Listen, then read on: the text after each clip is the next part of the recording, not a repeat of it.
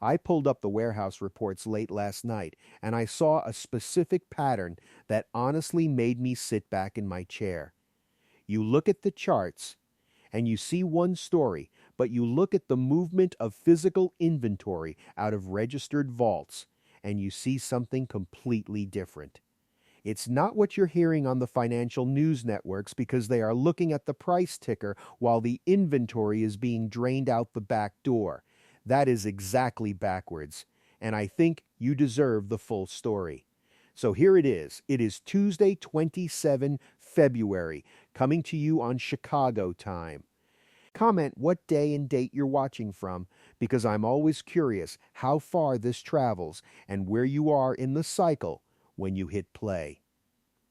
Quick thing, I'm running a campaign to eliminate copycat channels. If you value this breakdown and the work that goes into it, support it by subscribing and commenting real money below so the algorithm knows who the actual humans are. Here is the problem. The headlines and the experts are obsessed with the Federal Reserve and interest rate cuts. They are obsessed with the DXY and the strength of the dollar relative to the yen or the euro. But the real story is happening in the plumbing of the futures market, specifically regarding the March delivery window. The mainstream narrative tells you that silver and gold are just trading vehicles, paper contracts that move based on sentiment. But the reality is that for the first time in a long time, the physical underlying asset is becoming scarce in the places where it is supposed to be most abundant. Which means we are setting up for a squeeze that has nothing to do with speculation and everything to do with industrial necessity. And you don't hear that part in the mainstream narrative because it's boring until it explodes. It's not a clean story. It involves warehouse receipts and delivery mechanics and things that make for bad television but make for incredibly profitable or dangerous markets. I'm going to break down 3 things for you, and I'll keep it practical. First, I want to talk about the illusion of eligible versus registered inventory and why the numbers you see on the screen are a lie. Second, we need to talk about the mechanics of standing for delivery and why the behavior of the big players has shifted. And third, I want to discuss the industrial panic that is quietly building behind the scenes. Before we get into the details, let me say something to newer people, or if you're just getting started in this space. Don't let anybody shame you for asking basic questions. This market moves fast, and it punishes ego. The paper market is designed to confuse you. It is designed to make you think that a piece of paper is the same thing as a bar of metal. It is not. If you don't hold it, you don't own it. That is not a slogan, that is a legal reality. And for the experienced traders watching this, here is a retention trick. Whenever price does something emotional, ask this: did reality change or did positioning change? Because reality changes slowly. Positioning can flip in an afternoon. Let's start with the first major point, which is the shell game happening in the warehouses. The principle here is simple. Not all ounces in the vault are for sale. When you look at the COMEX reports, you see 2 main categories. You see eligible and you see registered. Most people look at the total number and say, look, there are millions of ounces, everything is fine. That is a mistake. Registered means that metal is there, it has a warrant attached to it, and it is ready to be delivered to fulfill a futures contract. It is the inventory on the shelf. Eligible just means it is sitting in the building. It might belong to a private investor, a family office, or a bank, but it is not officially for sale at the current price. It's like seeing a car parked in a driveway versus a car on a dealership lot. Just because you see the car doesn't mean you can buy it. The mechanism here is important. To move metal from eligible to registered, requires paperwork, it requires the owner's permission, and sometimes it requires reweighing or recertification if the chain of custody was broken. It is not an instant switch. And what we are seeing based on the latest publicly available warehouse reports is a consistent bleed in the registered category. The available inventory that backs the paper price is getting thin. And yet the open interest, the number of paper claims against that metal, remains high. It is a game of musical chairs where they keep removing chairs, but they are selling more tickets to the game. Here is the hidden consequence. As that registered number drops, the leverage ratio skyrockets. The number of paper ounces traded for every single physical ounce available for delivery goes parabolic. This means the price you see on your screen becomes less and less representative of the price you would have to pay to actually get metal in your hand. We are seeing a divergence between the paper price and the physical reality, and the common mistake people make is thinking that the eligible metal will save the day. They assume that if the price goes up $1, all that private metal will flood into the market. But what if those owners don't want to sell? What if they are holding that metal because they don't trust the currency? If that metal stays locked up, the squeeze on the registered inventory becomes violent. Now here is the skeptical alternative. Could the exchange change the rules to loosen up inventory? Absolutely. They have done it before. They can change margin requirements. They can change delivery rules. I'm not saying the system collapses tomorrow. I'm saying the stress on the plumbing is visible if you know where to look. That brings us to the second thing, which is the mechanics of standing for delivery. Usually, the futures market is a hedging mechanism or a casino. Most people trading contracts have zero interest in taking delivery of 5,000 ounces of silver. They are speculating on the price. When the contract expires, they roll it over to the next month or they settle in cash. That is how the game is played 99% of the time. But something shifted recently. We are seeing a change in behavior where more entities are standing for delivery. They are letting the contract expire and they are saying, "No, I don't want the cash, I want the metal." This is critical because the entire system is built on the assumption that nobody actually wants the stuff. It's fractional reserve banking, but for commodities. If 10 people have a claim on 1 bar of gold, the system works fine as long as only one of them asks for it. But right now, we are seeing signs that 2 or 3 of them are asking for it. This creates a scramble. You see this in the backwardation of the price curve. That's a fancy word that just means the spot price is higher than the future price. That should not happen in a healthy market. In a normal market, the future price is higher because you have to pay for storage and insurance. When the spot price is higher, it means the market is screaming for metal right now. It means I don't care about next month. I need it today. Current industry updates indicate that this delivery demand is not coming from retail speculators. It is coming from big money that is exiting the fiat system. They are using the futures market as a procurement vehicle because it's cheaper than going through a wholesaler until it isn't. The consequence of this is that the exchange becomes a delivery mechanism, which it was never really designed to be at this scale. It slows everything down. It creates bottlenecks. And if you are a small investor, you need to understand that when the big boys start taking delivery, the premiums on the street for coins and bars are going to disconnect even further from the spot price. You might see spot at 30 and not be able to buy an eagle for less than 45. That is the reality of a physical squeeze. Here is a question for you.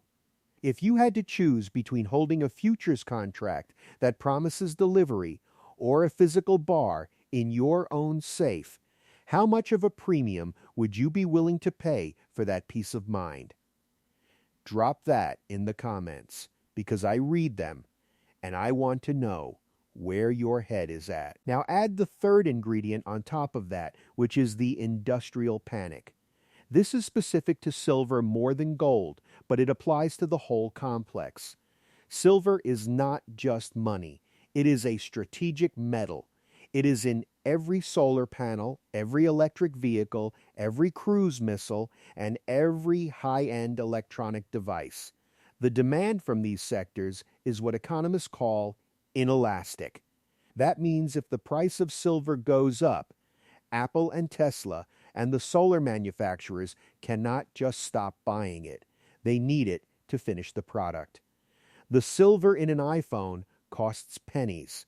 If the price of silver doubles, the cost of the iPhone goes up by less than $1. Apple doesn't care about the price. They care about availability. What we are seeing right now is a quiet panic among industrial users. They are realizing that the mining supply is flat or declining. Permitting a new mine takes 10 years. You cannot just flip a switch and get more silver.